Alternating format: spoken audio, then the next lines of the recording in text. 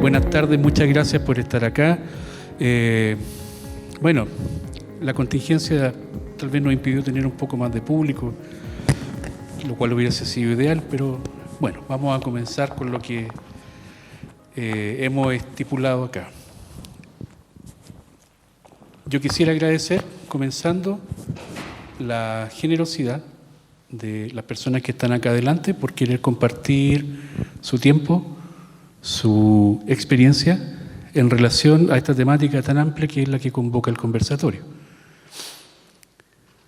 Yo les voy a dejar acá con Elizabeth Morris. Ella es compositora, cantautora, tiene una música preciosa, hermosa, y con mi colega Andrea Valenzuela, profesora del Departamento de Inglés, del área de literatura, que es su área de origen, ¿no?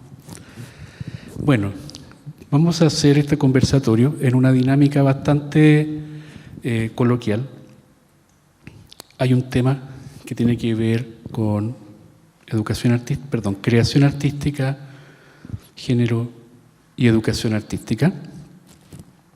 En el espíritu del conversatorio, no del conservatorio, del conversatorio está el poder, primero, a partir de la experiencia de las personas que están acá adelante, poder ir tomando algunas lecturas respecto de lo que implica, ¿no? Primero, la labor de ser creadora. Segundo, cómo podrían estar participando, ya sea como elementos que facilitan o que dificultan la labor, cómo podría estar participando esos elementos relativos a género, ¿no?, en la propia labor creativa. Y finalmente, pedirle a ambas, ¿no?, una especie de interpelación, ¿no? O sea, que necesita, que ven que sería ideal que desde la educación artística, ya sea escolar, ya sea lo que se hace informalmente, ya sea lo que se hace acá formando profesores, requeriríamos para poder impulsar también la visibilización de los procesos creativos que también muchas veces se ven un poco opacados, ¿no?, históricamente. Ya, no quiero hablar más. No sé, dejo acá a Andrea, Elizabeth, no sé si me omití en algo o algo que no expliqué bien, no sé. Pero las dejo a ustedes para que comencemos.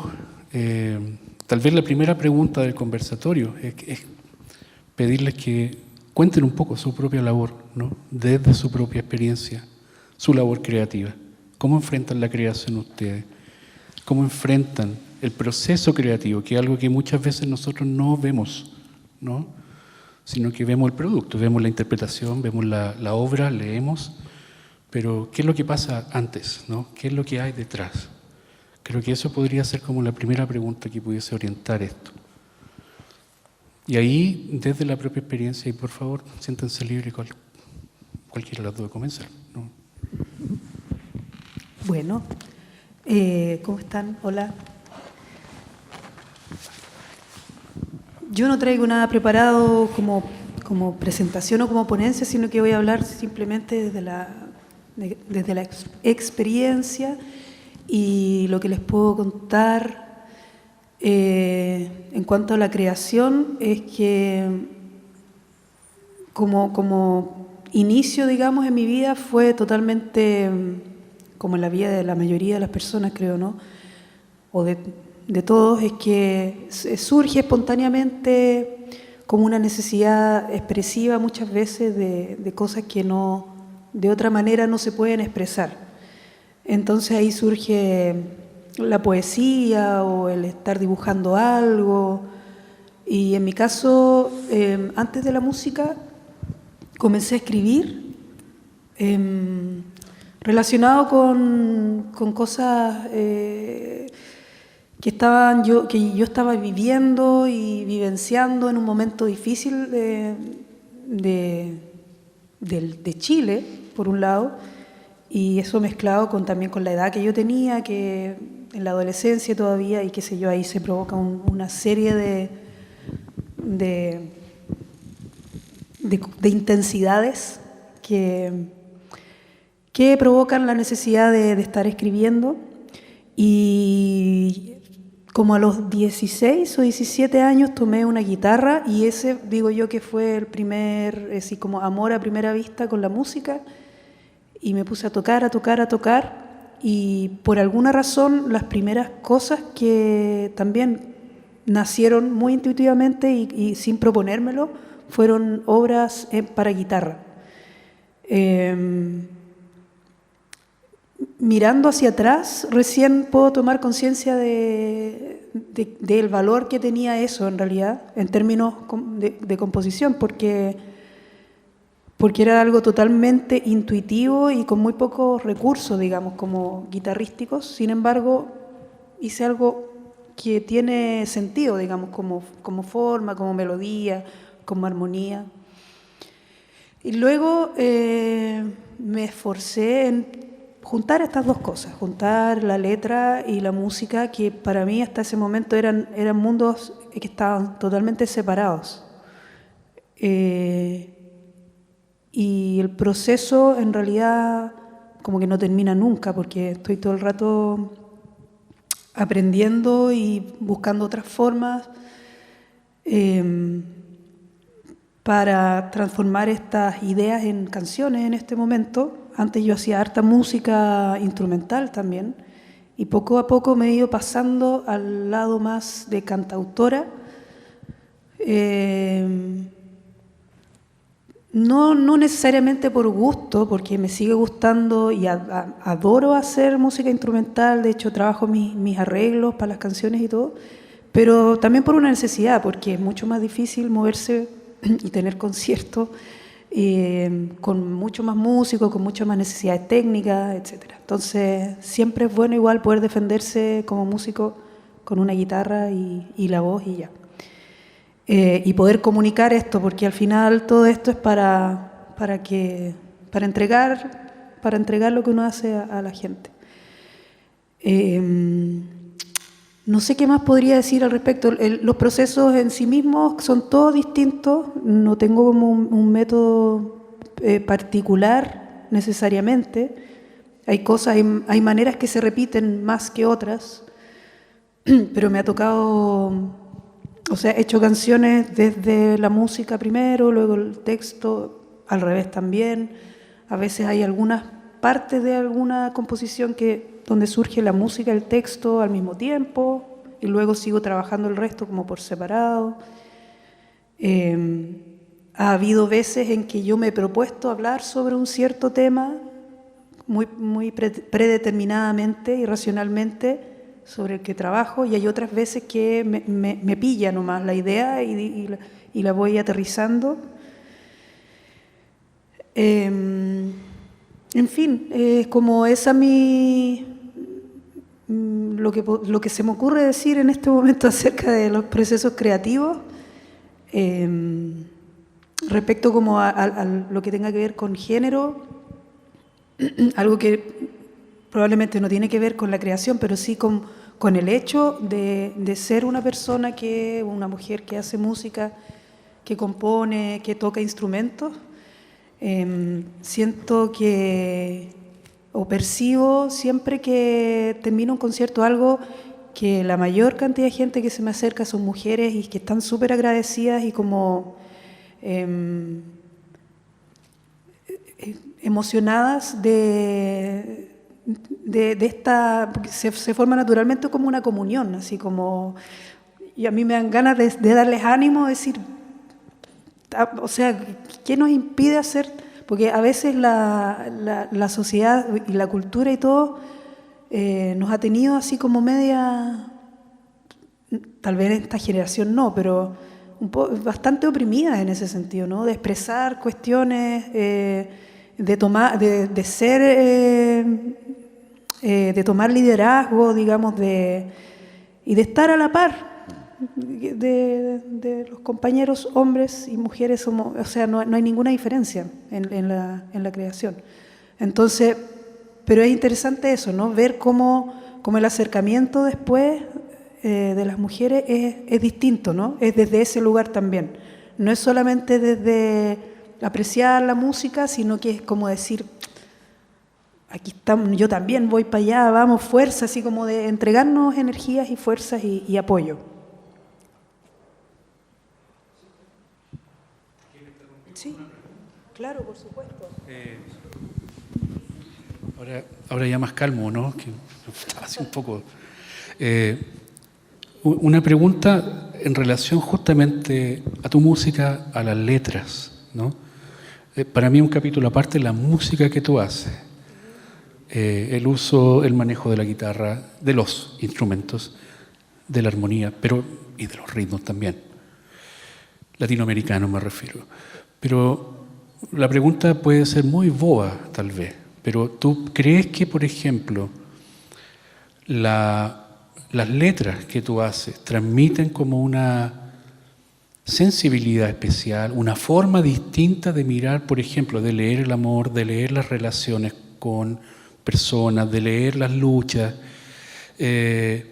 Porque también detrás del imaginario, detrás de las músicas tal vez más tradicionales, hay siempre como unos roles bien determinados, ¿no? ¿Dónde está la fuerza? ¿Dónde está el puño arriba? ¿Dónde está cuál es la mirada que tenemos del amor y la romantización de las relaciones? Entonces yo me pregunto, porque también me encanta tu música, admiro mucho la música tuya y he visto algo de lo que tú comentas. Entonces me pregunto si hay algo que tus intenciones o que salga desde esa sensibilidad distinta, como de plantearse también desde una mirada de género diferente, ¿no? No diferente a ti, me refiero diferente a ese imaginario como tan objetualizado, tan rígido. No sé si me doy a entender, Elizabeth. Creo que de cierta manera, ahora, claro, es medio delicado todo el tema de género en este momento. Creo que todos estamos aprendiendo, sobre todo nosotras, o sea, no sé, de cierta edad para arriba, nuestra generación. Entonces, a veces uno mete la pata o se expresa mal. Pero creo que si hay algo que yo tengo consciente en mi manera de hacer y de decir en la música, es como que no quiero rendirme, pero no sé si tiene algo que ver con el género, a eso voy. No rendirme ante no sé, como la brutalidad ¿cómo decir? Es como que encuentro que hay una asociación muy burda entre que necesariamente la fuerza y lo poderoso en la música está con hacer las cosas gritadas, por ejemplo, o muy panfletarias, por decirte algo, para decir cosas importantes y para proponer y todo eso. Entonces, y en eso yo sí soy muy consciente de que mi postura es como que al revés, o sea, la sensibilidad nos hace mucho más, somos más fuertes si nos permitimos ser sensibles, creo yo, es como al revés. O sea, alguien que culturalmente, aparentemente, si uno demuestra su tristeza o llora, qué sé yo, es como si fuera débil. Y en realidad yo creo todo lo contrario. Alguien que se permite mostrar sus debilidades es un acto finalmente de valentía. Y en el fondo la música que yo hago también es una invitación a eso, a reconocernos como seres humanos falibles, frágiles, mortales. Y nada, pues lo que nos hace ser humanos justamente es esa fragilidad y creo que hay que exponernos y nos permite ser mejores personas al final, porque toda la dureza que generalmente aprendemos a construir a nuestro alrededor como protección, al final lo único que nos hace es encerrarnos y ser, digamos, meternos en nosotros mismos y a tratar de no toparse mucho con el otro. O sea, todo como que nos tiende a coartar en nuestro ser, de ser persona. No sé si respondí a tu pregunta, me empiezo como un poco a expandir para otro lado, pero por ahí va. Andrea, sobre el proceso creativo. Ahora funciona, mira. Que antes ya estaba ahí. Me dijeron. No, pero está bien. Hola. Hola, yo soy Andrea Valenzuela. Perdón. No estaba muy sana hace poco, pero ahora estoy sana. La pregunta inicial, pero también voy a tomar desde la pregunta que le hiciste a Elizabeth porque me pareció pertinente y de hecho, para partir respondiendo de ahí, ya voy a contar mi vida, también voy a contar mi vida, qué es lo que quieren ustedes, pero antes de eso, para responder un poco la segunda pregunta, me hizo acordar de una anécdota de Virginia Woolf, que es una escritora que yo enseño porque estoy enseñando literatura en inglés en el departamento de inglés, y me gusta mucho Virginia Woolf, y hay una anécdota de un poeta contemporáneo de ella, hombre, y para esta cuestión de que ahora, como decía Elisa, estamos aprendiendo, nuestra generación está aprendiendo a entender un poco, digamos, la inmensa apertura que ha habido a mucho más de dos géneros y a sexualidades distintas, identidades de género, identidades de sexualidad. Entonces, por eso me acordé de la anécdota, porque era un poeta homosexual, hombre homosexual, que se burló de Virginia Woolf, que era una mujer también homosexual, escritora. Y este es un gran poeta y ella es una gran escritora, pero él la parodió. Y es súper interesante porque la parodia, una parodia que en el fondo es como una exageración para burlarse, ¿no? Entonces yo exagero el objeto de mi burla, pero exagero las cosas que van a realzar lo que yo creo que sea cómico para poder reírme de, digamos, burlarme.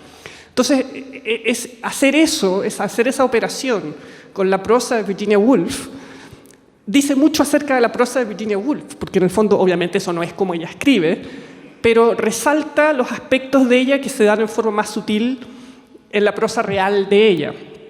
Y claro, es una parodia en la cual nada tiene pies ni cabeza, no hay lógica, las oraciones no tienen estructura gramatical alguna, pero no tienen ningún sentido tampoco, y cambia de tema y no se sabe por qué cambió de tema. Entonces, es una parodia de un párrafo, así de parodia, que resalta esos aspectos, ¿no? Entonces, para volver a eso que tú decías, como de creación, y qué podría haber en una creación que demarque género. O sea, la persona que está creando es mujer y hay algo intrínsecamente femenino en la forma en que ella crea.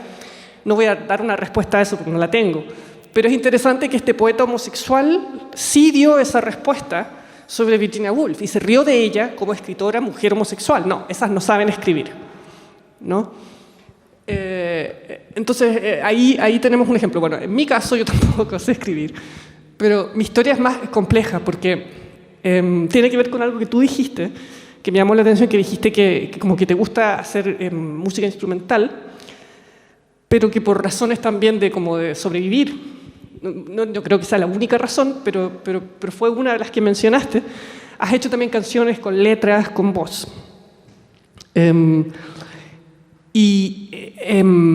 Eso me llamó la atención por muchísimas razones, pero al darle lenguaje a la música, que es un arte que es sin lenguaje, incluso menos que la pintura, porque la pintura por último representa algo, si es que no es abstracta, al poner lenguaje en el fondo estás como dando un anclaje para que la persona diga entiendo, ¿no?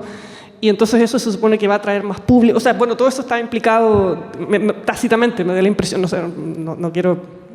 O sea, no es tan así, tan consciente, sino que, bueno, yo hacía canciones antes también, lo que pasa es que hacía poesía por un lado y música por el otro.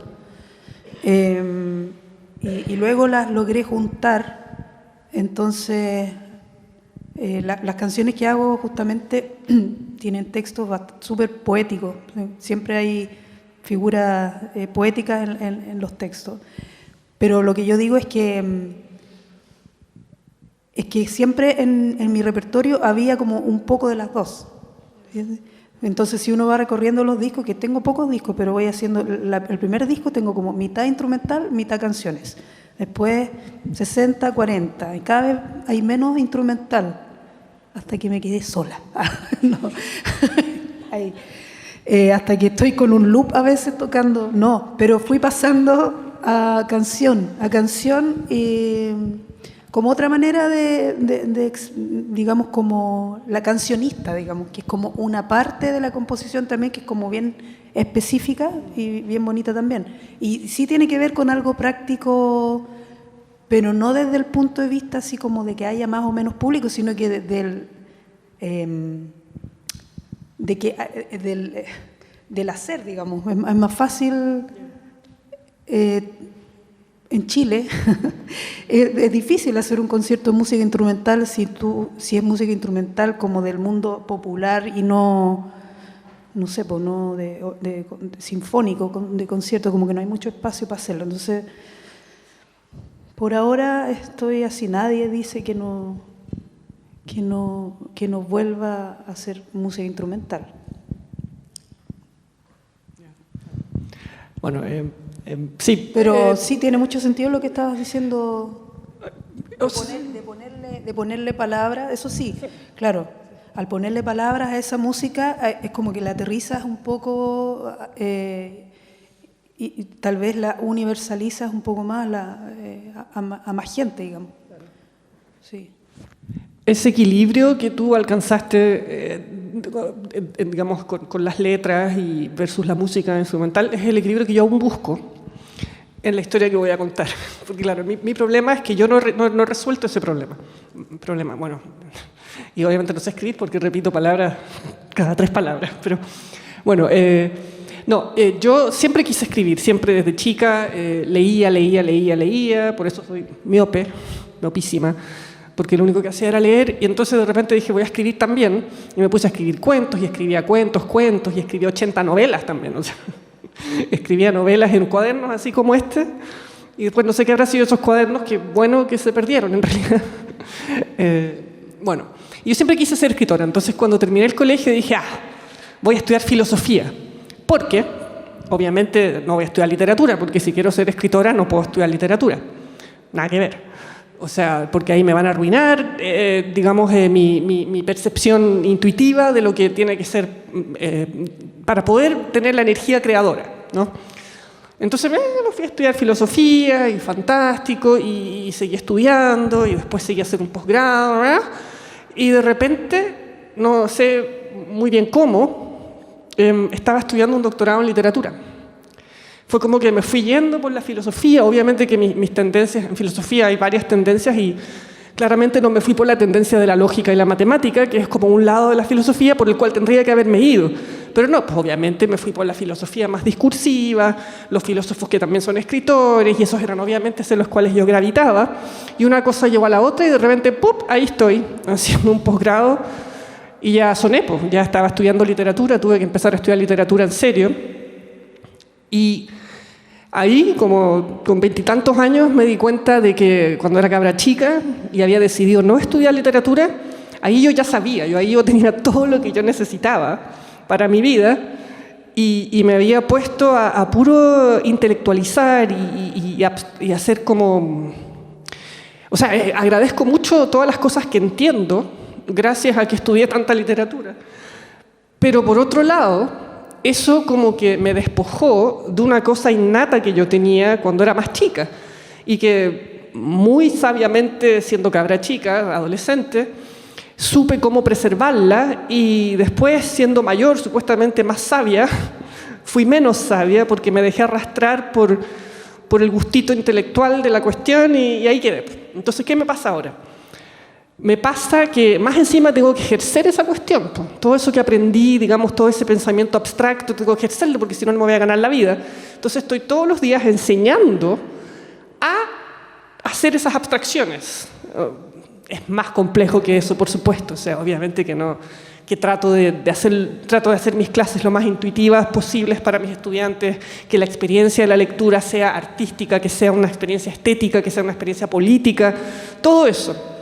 Pero es muy difícil cuando la disciplina en sí no es amena a eso. Entonces es como una negociación constante. Y en lo que se refiere a mi escritura, claro, se truncó, se estancó completamente. Y claro, he escrito cosas, pero yo misma no estoy satisfecha con esas cosas, entonces toda mi cuestión de que yo iba a ser escritora se fue a cualquier parte. Y sigo, o sea, no se fue a cualquier parte, yo sigo ahí tratando como de encontrar ese balance, pero algo le pasó a mi cabeza, ¿no? Hay una expresión en inglés que dice como que te cambian los cables de la cabeza, y mis cables alguien los recableó, y como que todavía estoy buscando la conexión así, que va a hacer que yo vuelva a tener esa intuición que tenía antes, ¿no? Y para mí esta cuestión en términos, este dilema mío en términos de género, para mí es sumamente interesante porque en el fondo, otra anécdota de Virginia Woolf que me gusta mucho, es una anécdota en que ella también de adolescente ella, claro, es otra época, sus dos hermanos fueron a estudiar a la Universidad de Cambridge, y ella y su hermana, por supuesto, no, pues ellas se quedaron en la casa esperando que alguien viniera a pedir su mano para casarse, que fue efectivamente lo que pasó. Pero nadie las iba a mandar a estudiar ni a los grandes colegios, ni a las grandes universidades de Inglaterra, y a los hermanos sí. Entonces ella dijo, no, esto no puede ser, yo voy a estudiar griego igual, y yo quiero leer a los griegos en el griego y yo voy a estudiarlo sola. Y estudió griego, y después de 2 o 3 años ya estaba leyendo ella sola Esquilo, Sófocles, Eurípides, qué sé yo, y estaba alucinadísima. Claro, o sea, la experiencia de poder leer a esos grandes escritores, poder leerlo en el original del griego antiguo, tiene que haber sido exhilarante para esa mujer. Entonces ella está con su profesora de clásicos, entonces le dice, mira aquí esta imagen, de no me acuerdo qué imagen, creo que era de Eurípides, esta imagen poética, hermosa, y está completamente loca, Virginia Woolf, con la belleza de esa expresión. Y la profesora, que es mujer, le dice, sí, muy bien, pero tenemos que ver la declinación no sé cuánto, bueno, y la devuelve a la gramática del texto, ¿no? Entonces ahí está, lo mío no es tan drástico, yo no estoy enseñando que la gramática del inglés a través de la ficción, la literatura, que obviamente que no es eso, pero para mí esa anécdota de Virginia Woolf captura muy bien, digamos, lo que estoy hablando del recableado, y tiene mucho que ver con género, porque lo siguiente que le dice la profesora es, ¿quieres ser como los niños que van a Cambridge? Los niños hombres, porque en ese entonces no existían. Entonces, eso es lo que estudian los hombres, los niños, boys, que van a Cambridge. ¿Tú quieres ser como ellos? Entonces concéntrate en la gramática y olvídate de esa cosa así como vaga de que te gusta ¿no? Entonces, para mí, en términos de género, la culpa la tiene una cierta forma de entender el estudio de la literatura, ¿no? De mi dificultad, la intuición que yo tenía, que como que ahora viene como de quinta mano, por culpa de como que intervino, no voy a decir la gramática, pero sí una tradición del pensamiento en torno a la literatura en las universidades que eran los boys de Cambridge. No viene de una cosa directamente patriarcal del concepto de la educación y de los usos utilitarios, pragmáticos de la literatura para lo poco que sirve, ¿no? Y desde ese punto de vista me parece también interesante digamos, lo que tú decías también dijiste que hay ciertas canciones o músicas tuyas, composiciones que sientes que tienes que explicar y otras que no, como que está ahí y habla por sí misma. Y de hecho, respecto a eso, te quería preguntar si entre esas dos opciones hay una de las dos que prefieres, que te da más plenitud como artista, como creadora. Bueno, me resulta mucho más simple la música pura, digamos, pura, entre comillas. Porque además que justamente tiene que ver con el origen de mi relación con la música, que es el expresar algo que como que no tiene otro medio de expresión. Pues entonces la palabra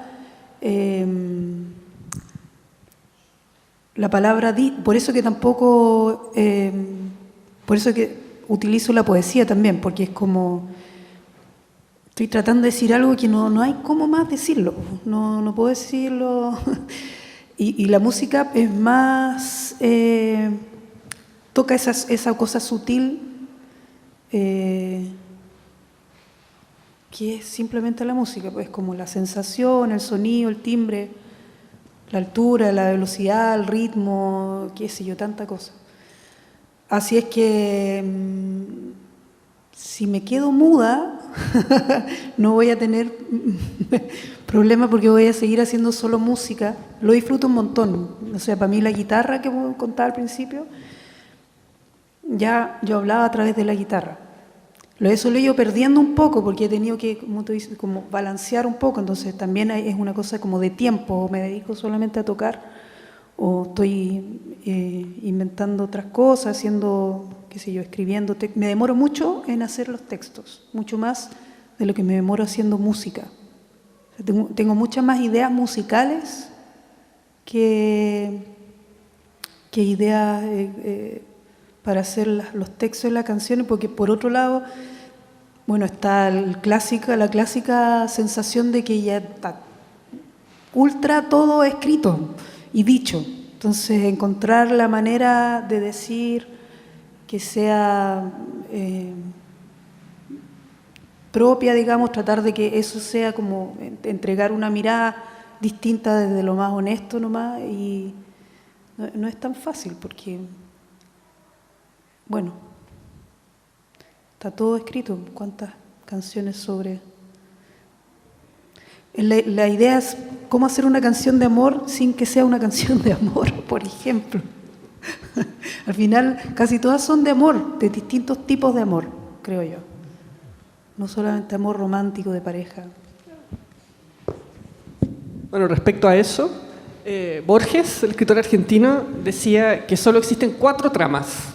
4 tramas y, o sea, toda la literatura de toda la humanidad son solo 4 tramas que se han repetido y repetido y repetido de mil maneras. Son el amor, la muerte, pero el amor puede ser, como tú dices, amor de otras personas.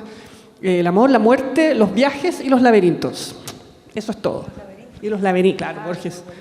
Y diferente de los viajes, fíjate, ¿cachai? Porque el viaje y el laberinto no necesariamente es lo mismo, pero también puede ser, bueno, se pueden, claro.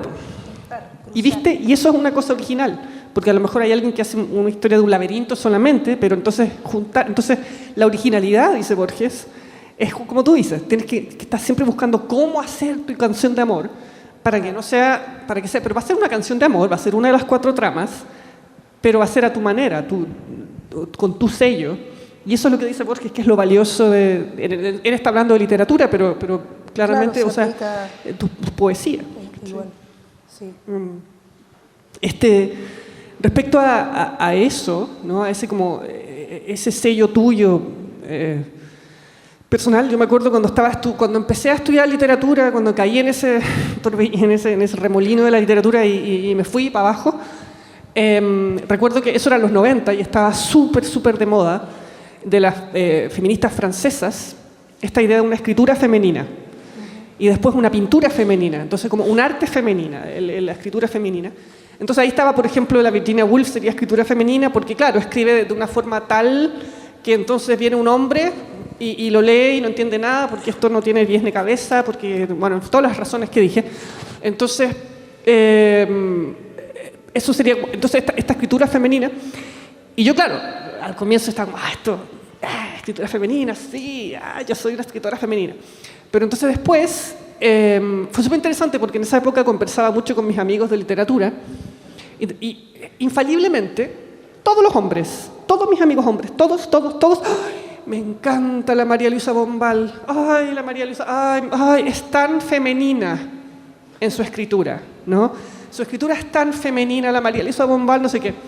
Entonces, yo me acuerdo que yo, por un lado, estaba alucinadísima con la escritura femenina de las feministas francesas, y por otro lado, me molestaba profundamente esto que decían, ay, es tan femenina, cómo escribe, no sé qué, porque, dicho por ellos, tenía esta como implicación de como, por estar en Latinoamérica tenemos a los escritores, tenemos a Borges, que claro, maravilloso Borges, paréntesis, pero es un hombre, entonces tenemos a Borges, tenemos a García Márquez, tenemos a Vargas Llosa, en fin, Cortázar, los grandes machitos del siglo XX de la literatura, o anteriores, no sé, Domingo Faustino Sarmiento, del siglo XIX, qué sé yo, Lastarria, en fin.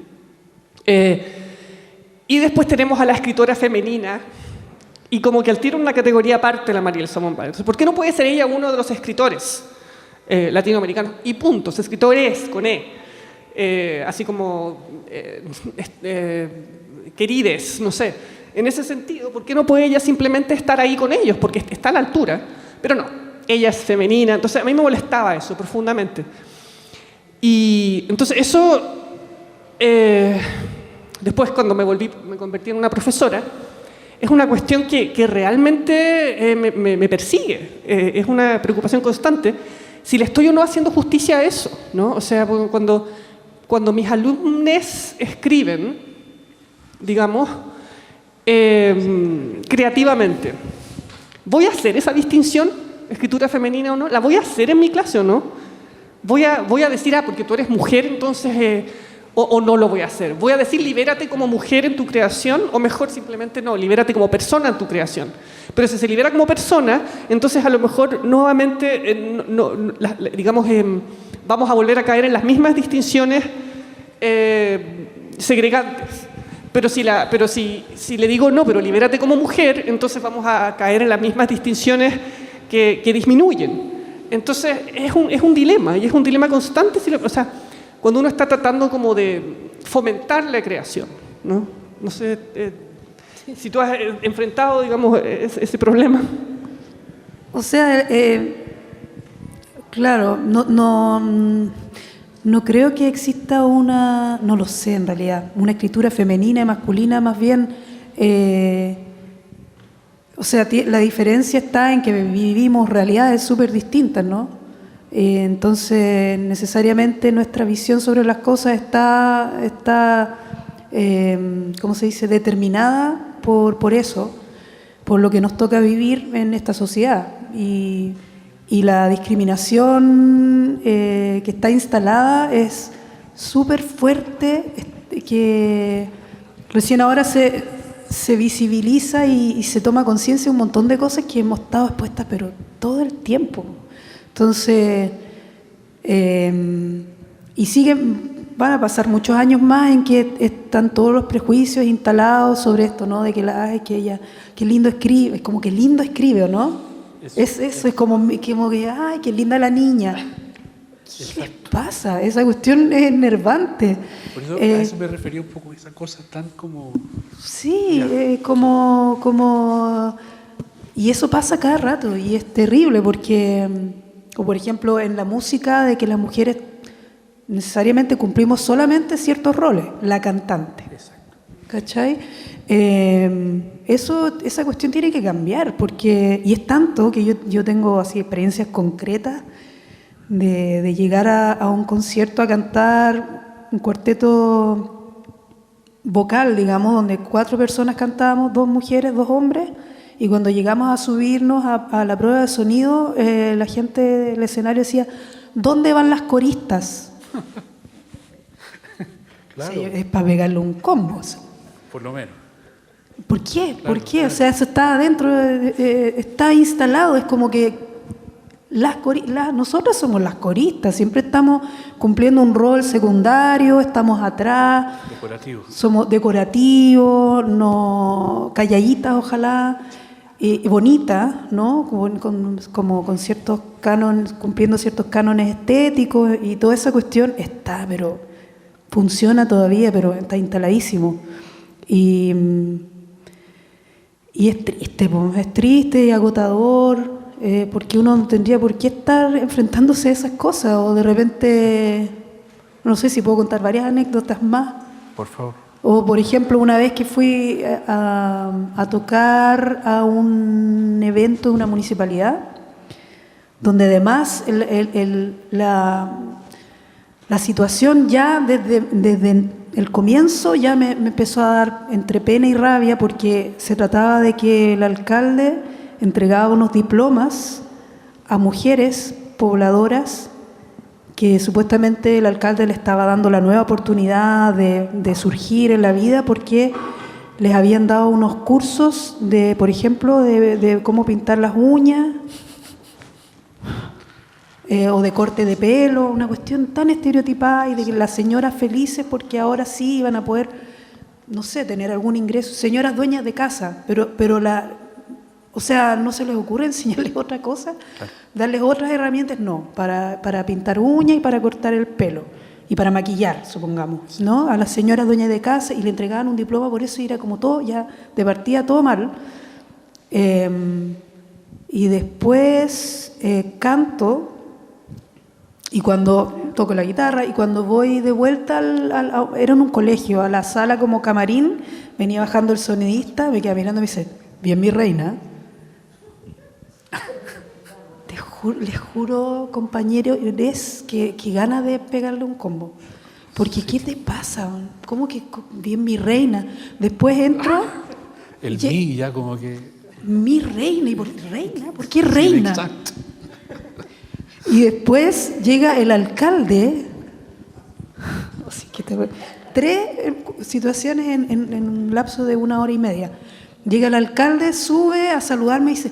Oye, qué buena, oye, ¿tocáis bien la guitarra? Yo también le hago el guitarreo. Váyanse todos a la mierda, man, porque exacto, como... Es que como, oye, si yo soy músico, yo me dedico a esto. ¿Cómo que yo también guitarreo? Entonces, ¿ustedes creen que eso se lo va a decir a un hombre? Jamás. Entonces siempre es como la niña de la guitarra, la no sé cuándo. Oh, y no, realmente es insoportable. O alguna vez me dijeron, tocáis súper bien la guitarra, tocáis como hombre. Basta, o sea que ya... Sí, yo me río, pero en verdad es que... No, sí, yo también me río, ese es que es tragicómico. Yo me río porque me ha pasado, no con la guitarra, es impresionante cómo está instalado eso y es un desagrado cuando uno se tiene que enfrentar porque te pilla además en una situación súper... ¿Cómo respondes a eso? Porque tenéis 2 opciones.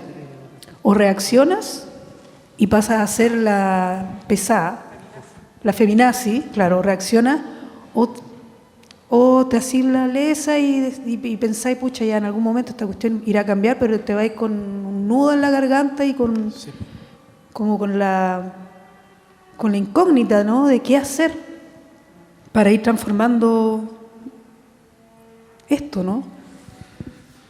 Yo no sé cuál es la respuesta. Yo por ahora me enfoco en seguir haciendo y tratando de animar a que todas hagamos nomás, como sin estar creyéndonos toda esa lesera que está dando vuelta en las cabezas de algunas personas. Elizabeth, Andrea, Ángela, no, perdón, que ver. Andrea, sí, ódiame, claro. Felipe, ¿qué me quieres preguntar? Eduardo. Sí, bueno, no hay problema. Soy Géminis, así que hay un montón de nombres que me puedes poner. Oye, no, yo les quería justamente tomarme de lo último que tú estás diciendo, pero de lo último, como ¿dónde está la llave del cambio? ¿No? ¿Dónde está un cambio que claramente no es, ya sabemos, no es natural, propiamente tal, ni tampoco es un cambio drástico, mañana vamos a amanecer con esto, no, es un cambio que hay que construir y pelearla, así como... Entonces, ahora yo les quería hacer la última pregunta antes de hacer que esto realmente sea un conversatorio, dar el espacio también para que hayan preguntas y comentarios. Entonces,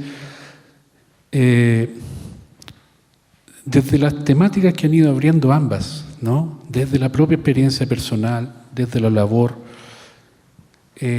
bueno, es que es como es de cajón, pero ¿cómo ven que debiese reaccionar o debiese trabajar la educación artística y más fuertemente la formación de profes? Estamos en una universidad que forma profesores de música, que forma profesoras de música, que forma también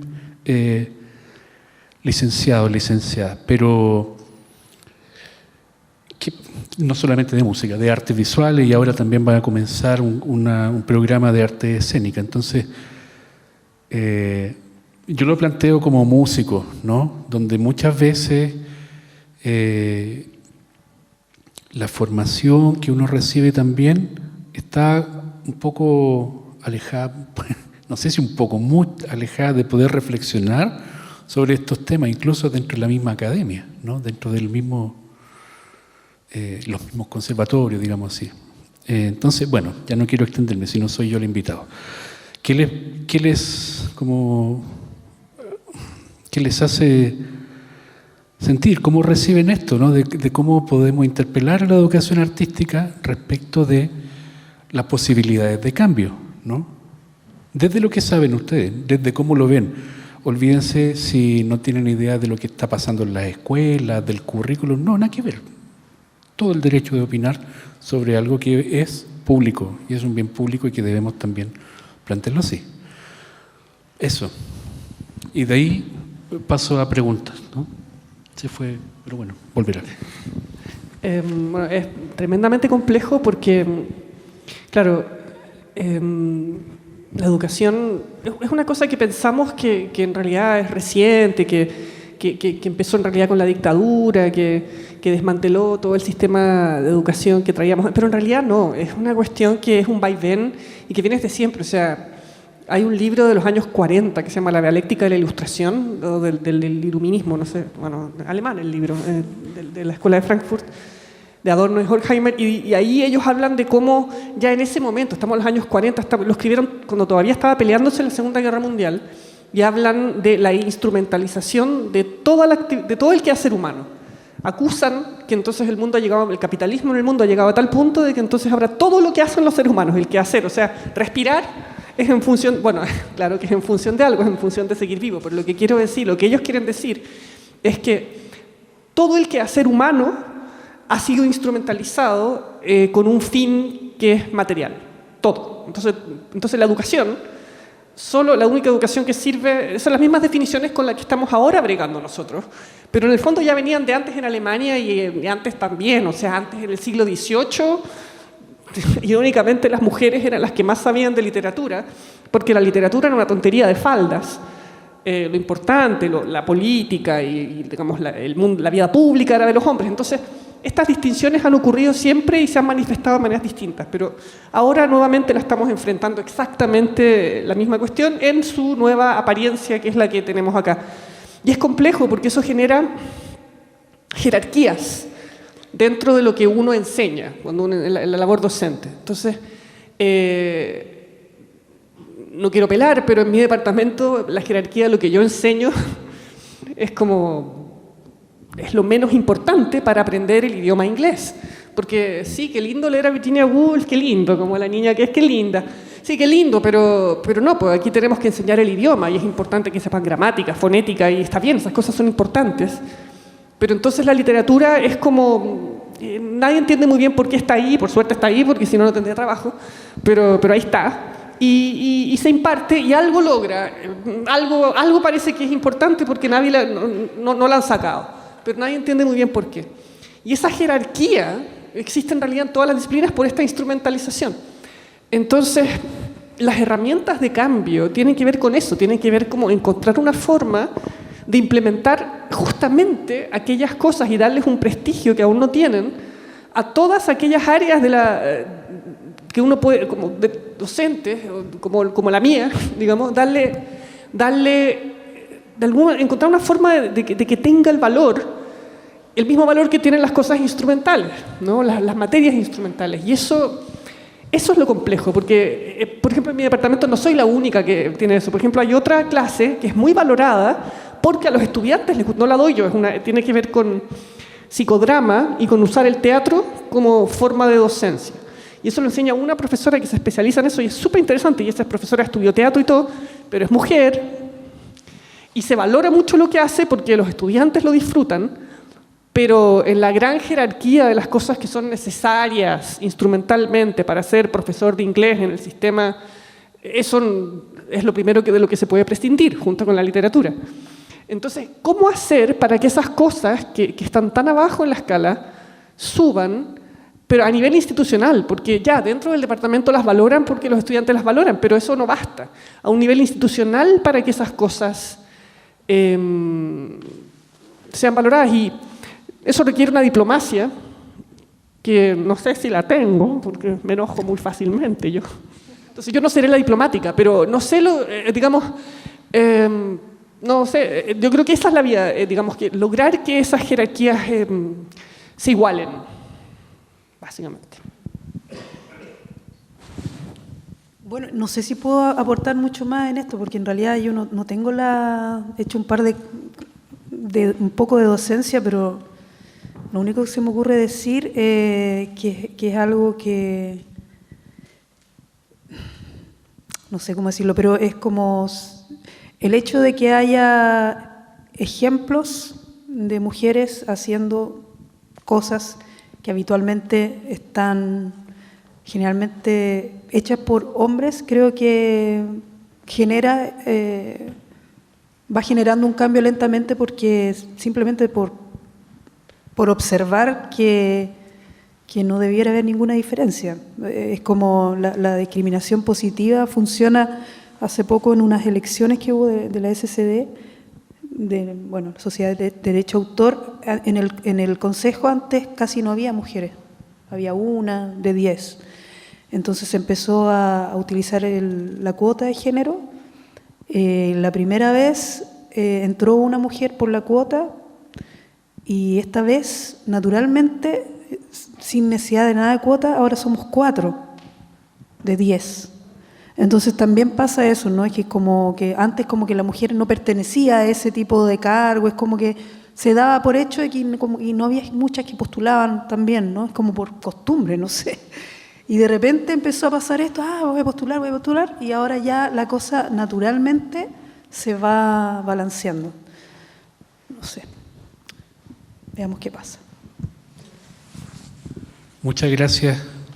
Yo creo que hay mucho que hacer y mucho que hacer no lo digo hoy, bueno también, pero siempre hay harto que hacer, pero me refiero mucho que hacer en términos de profundizar reflexión, sobre todo, porque a veces tú lo mencionaste, Elizabeth, cuando hablaste de las generaciones, ¿no?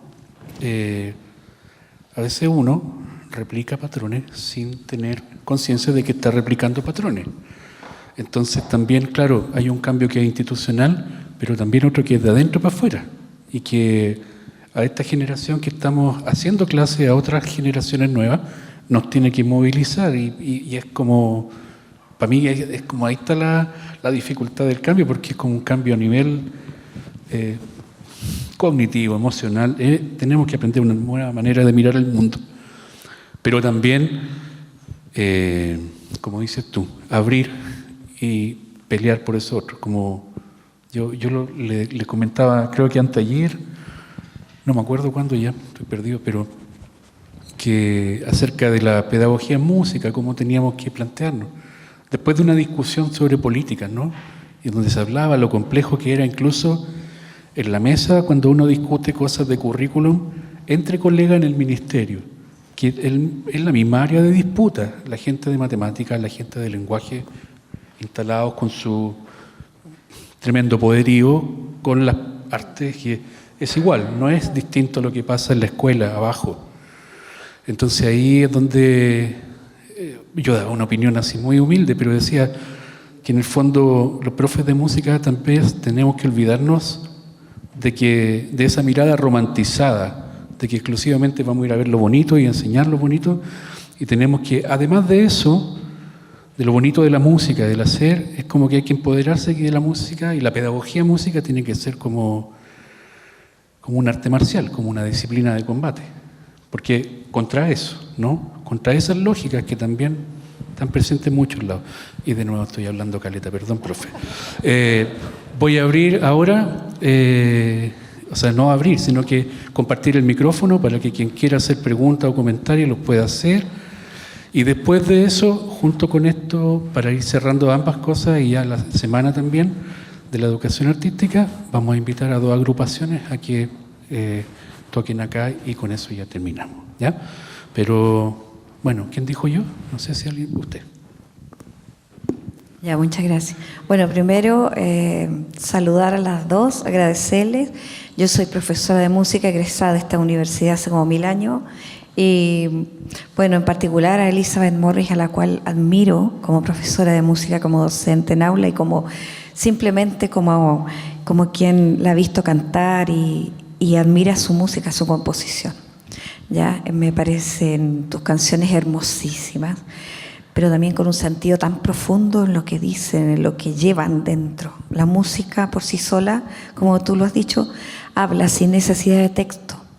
Si yo escucho alguna de tus canciones sin el texto, igual me llevan a donde tienen que llevarme, creo yo. Y lo mismo aquí, bueno, las dos. Andrea puso también el tema un poquito del género al principio, ¿no? Bueno, yo como soy profesora de aula lo tengo en lo cotidiano, y uno como ya tiene sus años, digamos, yo estoy pasadita para arriba de los 60, y es complejo porque en realidad ha sido, los cambios vienen rápido a veces, pero también a su vez lento. Yo siempre digo que habremos evolucionado como especie cuando respetemos el planeta, cuando miremos a los demás animales, porque se nos olvida que somos del mismo reino, digamos, a los demás animales con los mismos derechos de alguna manera, con respeto también.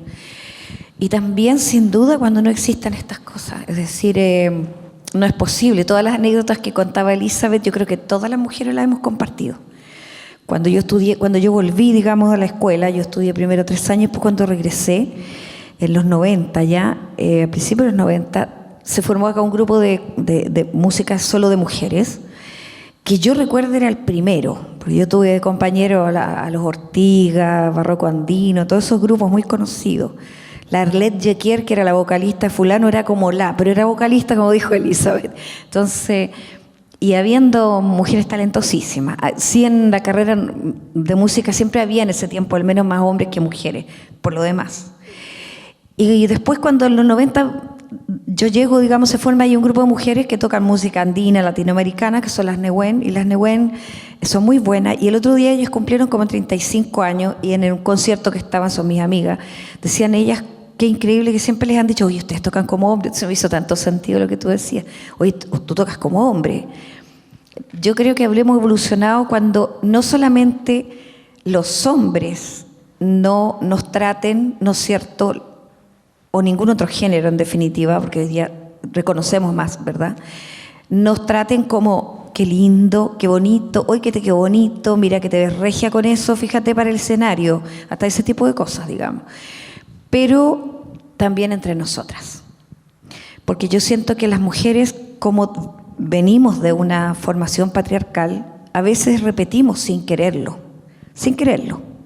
Y eso pasa también en el mundo de la cultura. Pasa sin duda.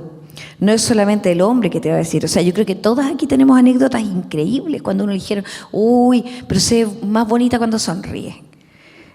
Yo tengo la mecha corta, así que suelo contestar cosas que no caben en este espacio, pero sin duda creo que también nosotras tenemos que hacer esa pega de la descolonización, o digamos cambiar esta mirada de que el hombre es el músico. Efectivamente, nosotros somos casi las coristas. Tenemos que partir, y yo creo también, lo que tú dijiste me parece, ¿no? Y tú también, Elizabeth. Pucha, somos simplemente personas que hacemos música, hacemos arte, escribimos, componemos, etc. Solo seres humanos. Aquí no debiera haber, ya a estas alturas de la humanidad, no debiera haber la discusión de quién lo hizo, una mujer o un hombre. ¿Qué importa quién lo hizo? Evidentemente, como tú bien dices, estamos más influidos, tenemos cosas que son más de las mujeres, pero eso no es femenino. Eso no es femenino, ni esto otro es masculino. El lenguaje lo hemos ido creando, esa forma de componer a lo hombre o a lo mujer tiene que ver también con lo que nosotros mismos hemos ido creando, no necesariamente viene de acá adentro. Entonces, ¿cómo hacerlo? Yo que estoy en aula, que tengo niñas que cuando uno cree que hemos avanzado, y los niños, cuando yo digo niñas y niños, y no falta el que levanta la mano y dice, ¿y niñes? Sí, le digo yo, y las niñas también. Y yo ahí me siento como que avancé. Ya no es tema para mis niños ni el color de la piel, ni como tengo tanto inmigrante, ni tampoco es el género. Sin embargo, siguen persistiendo esas cosas.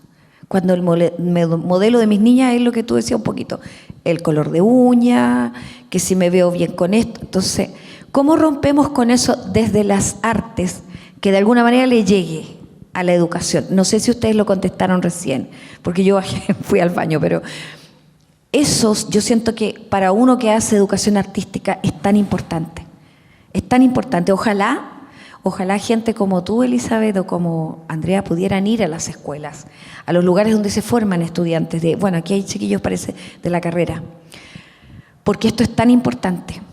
Es parte de la creación humana. Y de, bueno, ni hablar de la música solamente la hacemos los seres humanos, les aclaro a mis niños yo, ni el agua del río ni los pajaritos hacen música, ellos hacen sonidos maravillosos y nosotros hacemos la música o lo interpretamos como música, porque esa es una cosa que solamente el ser humano hace. Entonces, ¿cómo puede ir desde las artes o de la composición hacia la educación en forma directa y clara?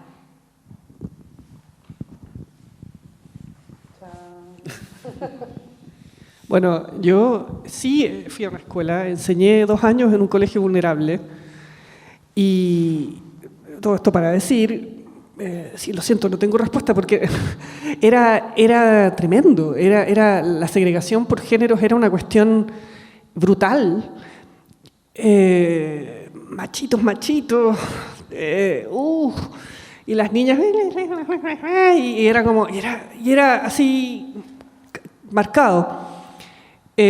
Había un niñito trans que se tuvo que ir del colegio y no sé a dónde habrá ido a parar. Entonces, a mí me sorprende mucho porque entonces después, claro, agarro a los estudiantes acá en el PEA cuando llegan, digamos, el primer año de la universidad, mechones, y nadie es así, po. Son todos así como niñes y completamente, o sea, no hay ningún tipo de digamos, segregación, ninguna el género no lo ven, entonces es como, ¿pero en qué momento cambiaron? Así como el verano de cuarto medio a la universidad cambiaron, ¿cómo fue la cuestión? Porque yo le enseñaba a niñitos de cuarto medio que era como, no voy a decirlas, en fin. Entonces, claro, desde el aula, entonces no entiendo bien, no sé si será como el perfil de estudiante que convoca esta universidad, pero claro, es un problema. Lo que terminó pasando para mí, interesantemente, claro, solo puedo contar mi experiencia en ese colegio, que fue que me tocó enseñarles un texto, no inglés, obviamente, un texto, la primera obra literaria de la que tenemos noticia de la humanidad. Debe haber habido otras antes, pero esta es la primera de la que nosotros sabemos, que se llama Gilgamesh, que es una épica del siglo, ya ni me acuerdo qué siglo era, pero es como de lo que ahora es Irán, de esa parte del mundo, de los acadianos. Y Gilgamesh tiene una historia, Gilgamesh es el príncipe Gilgamesh y tiene su gran amigo Enkidu. Y se aman, son amigos así, los dos tienen mujeres con las que tienen relaciones, toda la cuestión, pero en realidad claramente hay una cosa amorótica entre Gilgamesh y Enkidu. Y Gilgamesh y Enkidu se muere. A la mitad de la época, Gilgamesh se muere. O sea, Enkidu se muere. Entonces se muere Enkidu y ahí vienen 7 páginas de un poema que es uno de los más hermosos que yo he leído, a pesar de que obviamente no lo leí en el acadiano original, me encantaría, pero no hice eso, lo leí traducido, y mis alumnos también. Y son 7 páginas de un monólogo de Gilgamesh, en que Gilgamesh es el lamento por la muerte del amigo, y se arranca los pelos, y se rasga las ropas, y pasa no sé cuántos meses llorando, y en fin. Y en una parte dice, y lo lloró como si fuera su esposa, ¿no? Y yo decía, esta cuestión con estos machitos, no, mala hora, no sé. Bueno. No, ahí fue cuando fueron absolutamente seducidos por el material, porque los vínculos de amistad en colegios vulnerables puede que sean, o por lo menos en el caso de estos alumnos míos, eran vínculos de amistad muy, muy estrechos y fuertes y de vida o muerte, en el fondo. Entonces se identificaban. Identificaban esa pérdida, porque muchos habían perdido, tal vez no a la muerte, pero habían perdido amigos en forma violenta, igual, no que se hubieran muerto también, tal vez, yo no sé las biografías de mis alumnos, pero había ahí una identificación. Y lo extraordinario fue que entonces fue tanto como se identificaron con eso, que entonces ya todas esas distinciones ya como que simplemente ocurre que cuando como enchufan con algo, ¡pop! De repente yo podía hacer, después tenía que enseñarles, o sea, yo no entendía, iba a ser montaña arriba esta cuestión, porque después tenía que enseñarles diálogos de Platón. ¿De dónde? Nada, contentísimos con los diálogos de Platón, ellos mismos me explicaban a mí el texto y como a partir de ahí me seguían con cualquier cosa que yo les metiera. Entonces, pero lo que hay que hacer, yo creo, de nada sirve contar una historia, esto pasó en este momento y se acabó, y ahora empezamos de nuevo. La pregunta que hay que hacerse, me imagino, es ¿qué pasó? ¿Qué pasó en ese momento de Gilgamesh? ¿Qué fue? ¿Qué se logró ahí? ¿Qué se puede volver a lograr con otras personas? Que otra persona sea el profesor o la profesora, que otra persona sea los estudiantes. ¿Qué fue lo que pasó ahí como para poder replicar eso? No sistematizarlo, pero... Uy, gracias, te pasaste. No digo sistematizarlo, pero como replicarlo. Y lo que ahí pasó...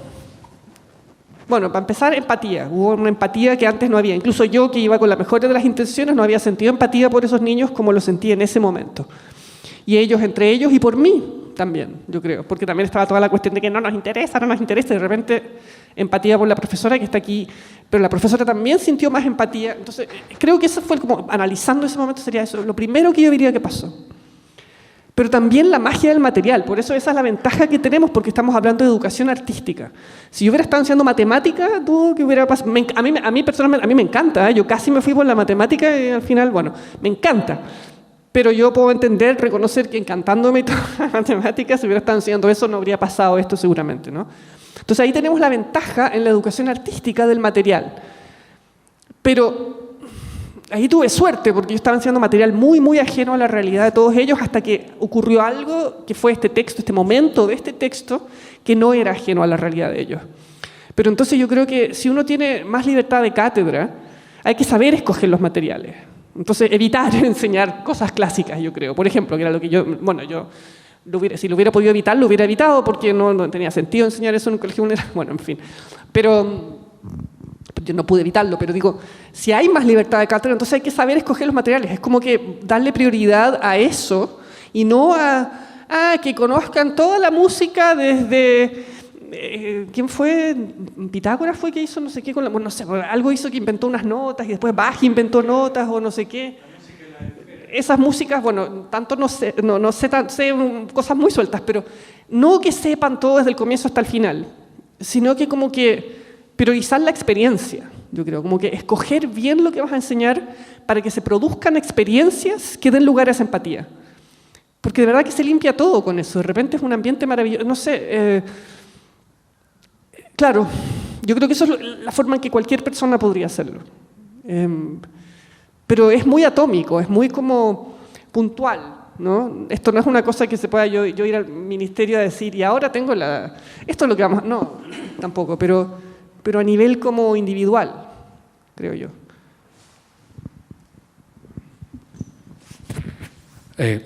No sé si hay alguna pregunta más, comentario. Maestro, si quiere se presenta, así como dice quién es, de dónde viene, por qué llegó hasta ahora, no sé. Primero, la verdad es que quiero agradecer la exposición. Estaba pensando como ahora mientras hablaban de que a mí personalmente me hubiera encantado ver este tipo de exposición en los colegios cuando yo estaba en media o incluso cuando estaba en octavo básico. Porque a mí me pasa que generalmente estas instancias me sirven para reflexionar en las cosas que uno se equivocó cuando no tenía conocimiento de ciertas cosas y uno va identificando conductas machistas que tiene o tenía. Hay muchas que he ido dejando de lado, pero uno siempre tiene que asumir que todavía quedan. Y es difícil eliminarlos también. Y para eso estos espacios son increíbles para ir identificando errores o cosas que en realidad uno tiene tan naturalizadas que era tan normal y darse cuenta de en realidad no estaba bien. O ese mismo hecho afectaba a las personas. Y por ejemplo, lo mismo que comentaban esto de ay, qué linda se ve tocando, cosas así, yo la escuché mucho tiempo. Y claro, yo lo asumía como una talla, una broma de este hombre adulto que aparte tenía poder porque era adulto. Y claro, yo después tuve que empezar a compartir con más compañeras que se dedicaban a la música, y ahí me fui dando cuenta que en realidad claramente no es... Siempre estaba este hombre adulto que decía, ay, sí, que se ve linda tocando, pero nunca se hacía énfasis en, oye, que toca bien, así como, oye, que es buena en lo que hace.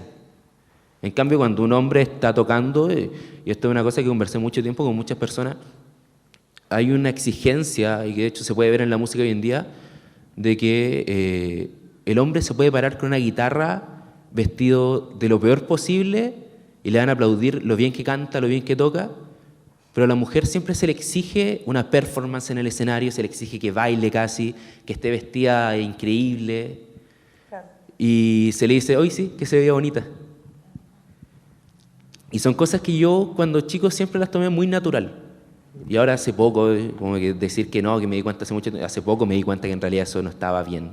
Entonces como que siento que estos espacios de conversación son muy útiles, son muy buenos para ir dándose cuenta de muchas cosas, y por eso quería agradecer.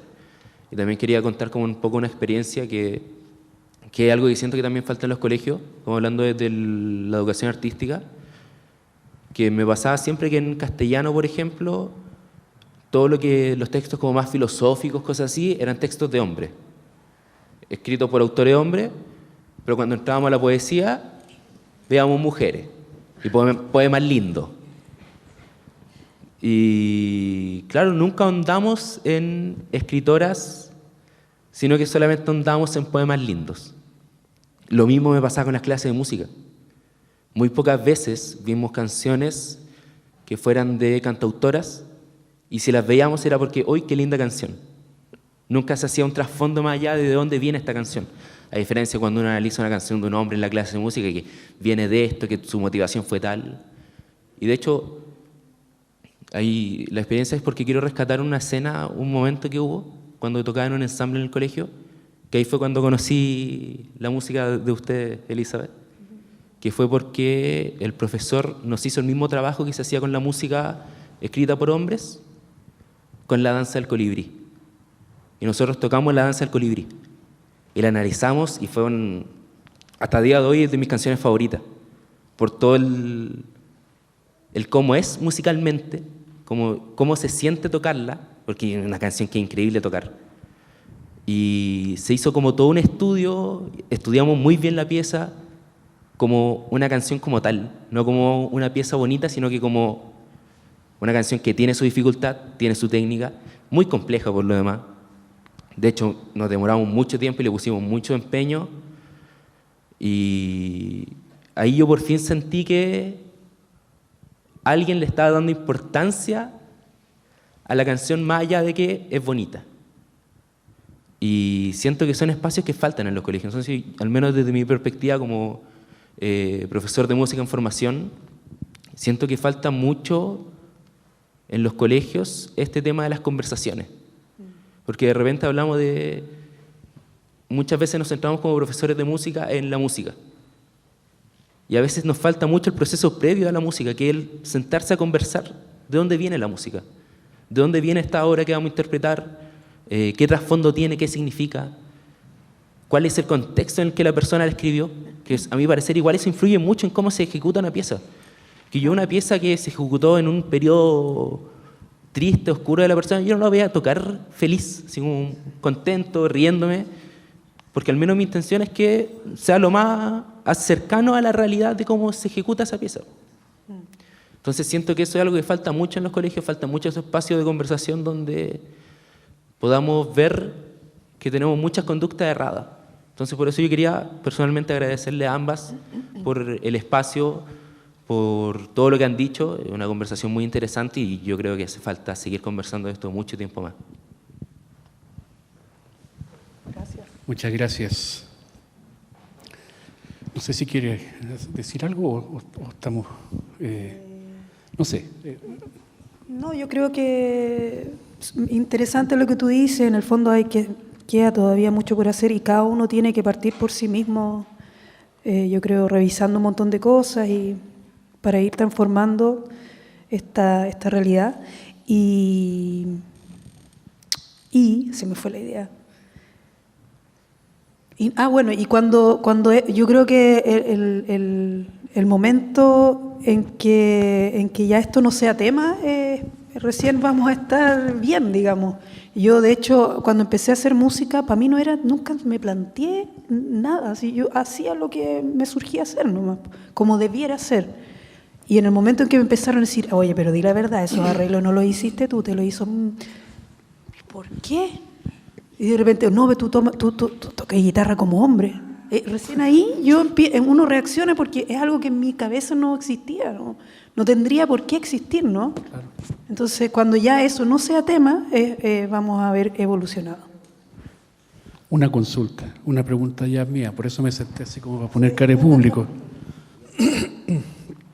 Ya, al tiro, profesor. Hola, se me olvidó. No, ya me acordé. Para ambas, pero tal vez lo voy a ejemplificar porque me resulta más fácil con el caso de la música. Uno esperaría, en teoría, ¿no?, que el alcalde, el ayudante del alcalde, la gente que no está vinculada al trabajo que uno hace, tenga esa impresión y ese sesgo. Pero, ¿qué pasa con el medio en el que uno se mueve? Porque las músicas tradicionales o que tienen de raíz folclórica también es un espacio de personas como cualquier otro, ¿no? Entonces, yo Andrea, lo pongo aquí como ejemplo para ambas, ¿no? Si en el medio académico o en el medio musical en que tú te desenvuelves, ves también algo que tenga que ver con esas distinciones tan fuera de lugar, ¿no? Eso. Sí, está por todos lados. Es muy inconsciente, la mayoría de las veces es inconsciente en realidad, pero está. Me estaba acordando de otro caso. Muchas veces pasa esto, por ejemplo, no necesariamente de parte de los músicos, y de parte de los músicos de generaciones más jóvenes, eso prácticamente no existe, el estar diferenciando entre hombres y mujeres, pero, por ejemplo, cuando se han organizado ciertos ciclos,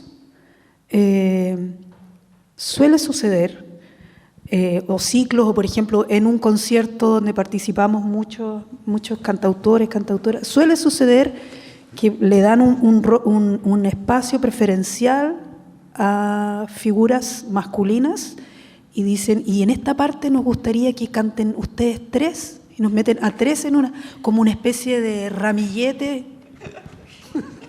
Otra vez, ¿hasta cuándo me están explicando por qué junto a un ramillete de hombres se te ocurriría poner que ellos tres tengan que preparar un número de 15 minutos con sus tres autores, con sus tres canciones, tratando de mezclar las voces, de hacer arreglo y todo, y a nosotras cada una por separado? ¿Por qué? O sea, esa cuestión está, y muchas veces, o sea, la mayoría de los tipos no se dan cuenta, porque son tipos los que están inventando esa fórmula tan justa, digamos, de... Entonces inevitablemente está ahí. Y hay que estarles, ya por lo menos hemos avanzado en que ya les hacemos ver la cuestión, o sea, oye, pero ¿por qué? Y es tan fácil como poner el caso al revés, a ver si les parece raro. ¿Te parecería raro si fuera al revés? Mira, tal, todas mujeres y un ramillete de hombres. A ver qué, plantéatelo así, a ver qué te parece. Es como la única manera, ¿no te das cuenta lo ridículo que es, lo absurdo? Bueno, el medio académico es que yo he experimentado, digamos, es una cosa que también he ido progresando. Obviamente, quizá ya no es lo que era cuando estaba haciendo mi doctorado, pero cuando yo estaba haciendo mi doctorado, básicamente una mujer, yo, por ejemplo, decía, yo voy a opinar, y no era ni siquiera como que me dijeran, no, tú no opinas, ni siquiera, no, era como, no voy a decir que eran todos así, pero era suficiente gente así como que si yo hacía como el gesto de empezar a hablar, era como si eso no hubiera ocurrido, no estoy, y el hombre y daba su opinión y decía, y claro, yo no estaba acostumbrada a eso, entonces yo era como, pero aquí ¿qué pasó? Y era como, y así de nuevo, como, y alguien se ponía a hablar, entonces, claro, eso era una cosa muy, muy, muy marcada, del ambiente académico, o sea, unos profesores así, pero fósiles así, académicos que estaban ahí desde el siglo anterior, bueno, pero estudiantes. Estoy pensando concretamente en un compañero que nunca me dejaba hablar con esa forma, en un seminario, por ejemplo. Entonces, y el profesor tampoco tenía mucho interés, como decía, parece que aquí hay una persona que quiere hablar. No, para nada. Entonces, claro, eso. Ahora, o sea, ahora estoy acá y noto que ha cambiado.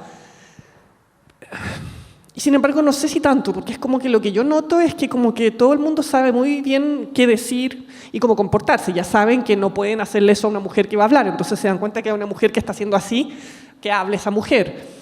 Y mucho respeto y todo, pero me da la impresión de que es como por detallitos que como que detallitos que son casi imperceptibles, pero que una que ya aprendió como que las reconoce.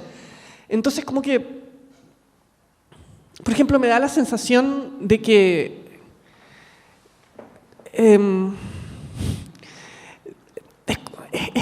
a lo mejor es paranoia, a lo mejor es como paranoia como que traumada porque no me dejaban hablar, que sí, yo no sé, pero tengo la sensación de que, por ejemplo, si sale publicado un artículo mío, hay como una... pero, ¿quién te ayudó? No tanto como con quién te acostaste, nunca tanto como eso, ya no hemos llegado a ese punto, ya eso está superado, pero como que... Pero ¿quién te...? Ahí como que, ¿no? ¿Quién está detrás de esto? ¿Quién te...? ¿No? Pero eso nunca se dice, es como una sensación que tengo, como de que mis logros no son completamente míos. Y yo creo que sí son, lo siento, pero yo creo que sí son. Pero es algo que nunca está dicho porque es una cosa, y yo diría que eso es lo que pasa en el ambiente académico ahora, que es progreso.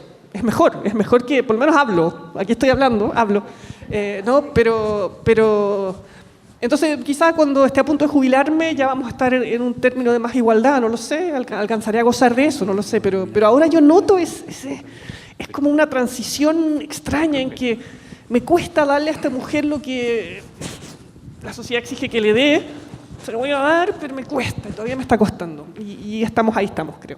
Lo cual hace muy difícil todas las cosas que hemos estado conversando y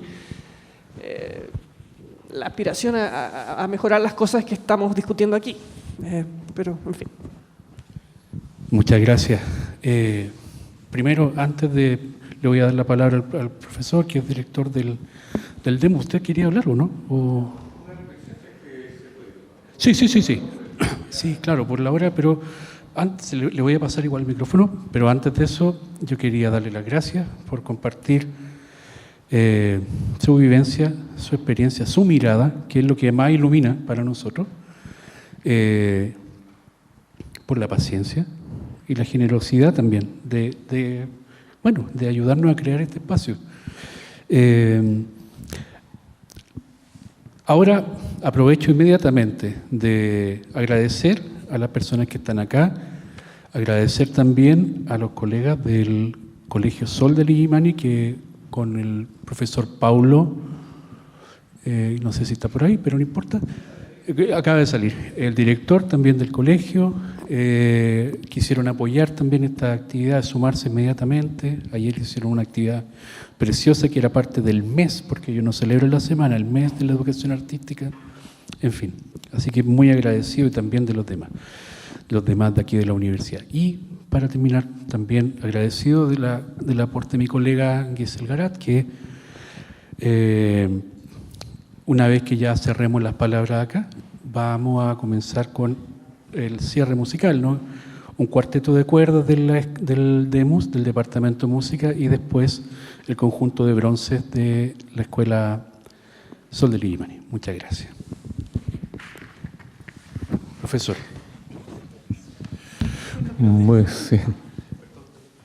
Muchas gracias a cada una de sus expresiones que nos ha hecho reflexionar. Muy amable, Elizabeth, Andrea, porque realmente lo que nos acaba de decir nos remece fuertemente. Primero, y aquí viene parte de mi reflexión, donde estoy así totalmente impactado por dentro el cómo dar soluciones. Porque somos nosotros, y aquí viene mi reflexión, somos un producto del racionalismo, del positivismo que ha estructurado una forma de educación desde las décadas que tú habías mencionado, Andrea, hasta el día de hoy. Y eso no ha cambiado en el sistema.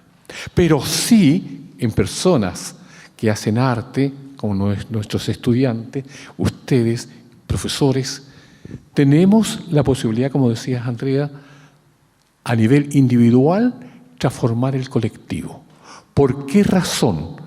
Y aquí me baso en mi experiencia, aparte de lo que uno lee, pero es la experiencia la que uno lo va iluminando un poco, es que uno ingresa internamente en un paisaje interno del ser humano.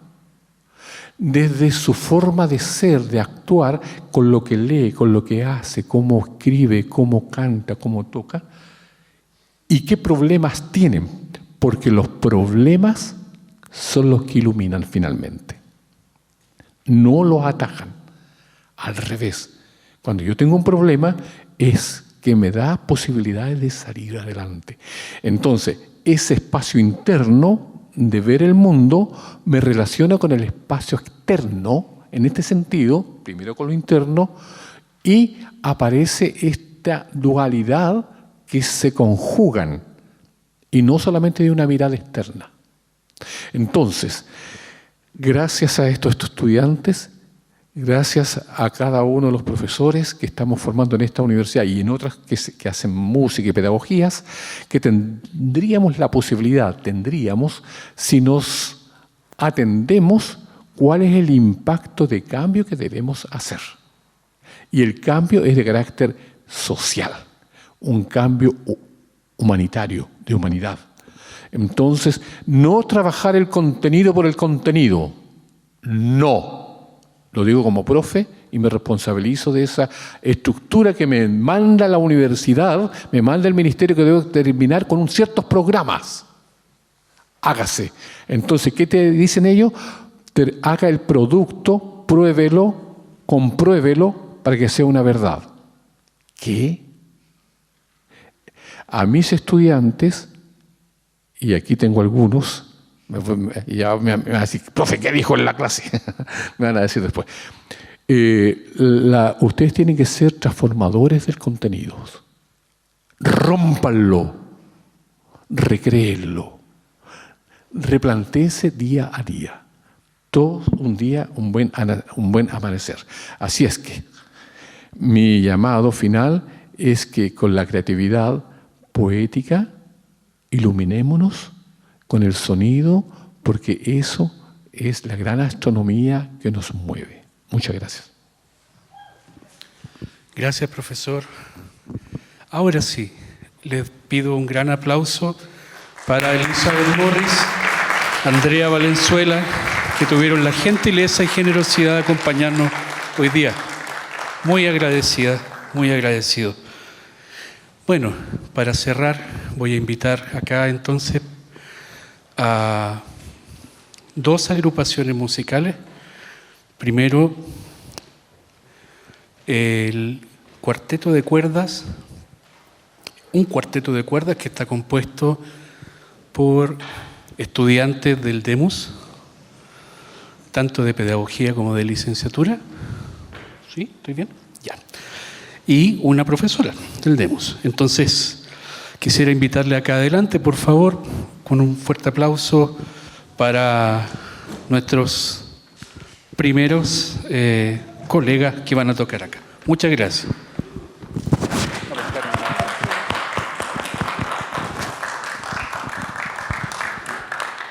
¿Va a tocar? Vaya.